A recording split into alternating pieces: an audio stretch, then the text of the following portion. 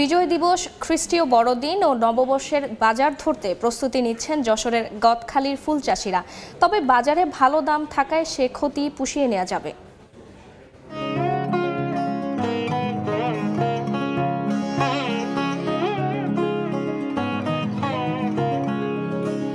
দিগন্তজোড়া সবুজ মাঠে হলুদ রঙের সমারোহ।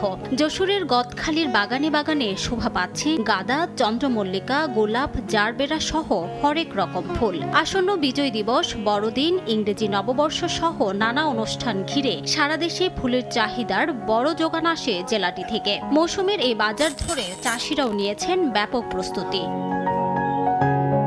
গাছে ফুল ধরে রাখতে ছেটানো হচ্ছে কীটনাশক, গোলাপ ফুলে পরানো হয়েছে বিশেষ ক্যাপ। এরই মধ্যে বাড়তে শুরু করেছে সব ধরনের ফুলের দাম। চাষিরা আশা করছেন বিজয় দিবসের আগে এই দাম আরো বাড়বে। টার্গেট আছে 1050-40-50 ইনশাল্লাহ আমাদের এই বাগান থেকে এই মৌসুমে ফুল বিক্রি করার আশা করি 16 ডিসেম্বরে আমি 4-5 লাখ টাকার ফুল আমি বিক্রি করতে পারবো। এখন দাম ভালো আছে, সামনে 16 ডিসেম্বরে আর একটু দাম হবে। এবছর অতিবৃষ্টি এবং বর্ষা মৌসুম কিছুটা দীর্ঘায়িত হওয়ায় প্রভাব পড়েছে ফুল চাষে। তবে বাজারে ভালো দাম থাকায় সে ক্ষতি পুষিয়ে নেওয়ার আশা ফুল চাষে সংশ্লিষ্টদের।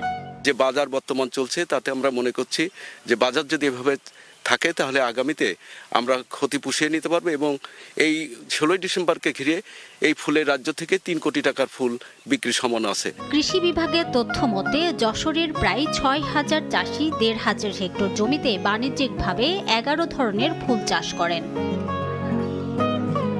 সময় সংবাদ, যশোর। 4 দশক ধরে আপনার ফাইন্যান্সিয়াল পার্টনার আইডিএলসি।